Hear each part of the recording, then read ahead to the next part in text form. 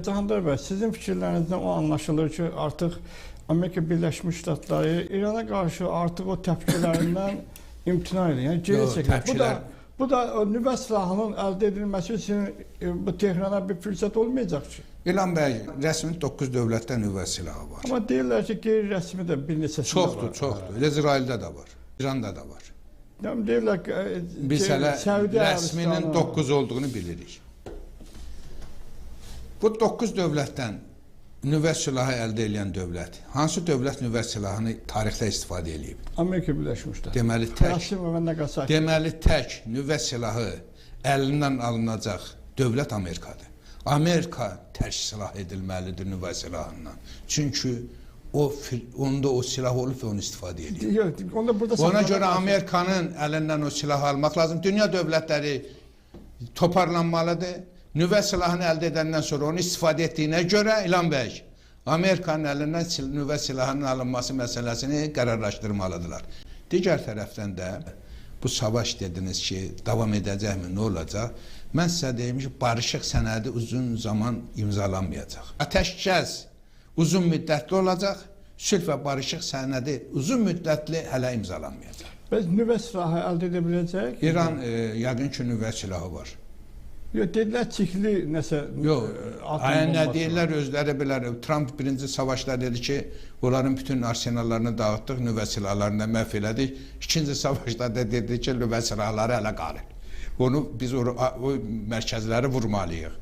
İndi o baxımdan da görünür bu nüvə silahı həm də... Dünən axşam belə bir məlumatı rast gəldim, Reutsu'nun və Təsnim agentliyindən belə bir məlumatı rast gəldim ki, Amerika Birləşmiş Ştatları taktiki atom silahından bu Tehrana qarşı istifadə edəcək. Hətta bununla bağlı plan hazırladığı qeyd olunur. Mən sizə deyim ki, Amerika 1945-ci ildə Yaponiya qarşı nüvə silahından istifadə etdisə, o hər bir dövlətə qarşı istifadə edə bilər. Hökmən bu cinayətkar dövlətin əlindən o silah almaq lazım. Bu İrana da qarşı istifadə edə bilər, bizə də qarşı istifadə edə bilər. Edəcəkmi sizcə? Amma mən Amerikanın içində gedən bugün hakimiyyət içərisində olan mübarizədən görürəm ki, Trump'a imkanı verməyəcəklər. Trump siyasi hakimiyyətdən hər halda payızdan sonra gedəcək. Çox ehtimal ki, erkən prezident seçkiləri olacaq. Senatda və Konqresdə mövqələrini itirən Trump, az çoxunluqla mövqələrini itirən Trump, artıq prezident kimi varlığını qoruya bilməyəcək və istefaya məcbur ediləcək, yeni prezident seçkiləri keçiriləcək. Və Amerika, Siyonist Amerikası, Trump Amerikası, Netanyahu İsrailinin bir il zamanı qalıb.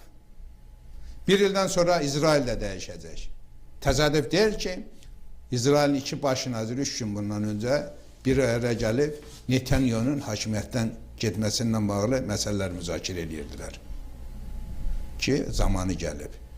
İsrail xalqı da görür ki, bu siyasət onları məhv apardı. Bölgə dövlətlərlə düşmənçilik dərinləşdi. Orta Doğuda qazandıqları bütün nailiyyətləri itirdilər. Dünya xalqlarının gözündən düşdülər. Bunu dünya Yahudiliyi də hiss elədi. Böyük bir faciə uğradan onları Netanyahu'nu cəzalandırmasının qərarını birinci özləri verəcək yaxın zamanda. Bəlkə də verilib.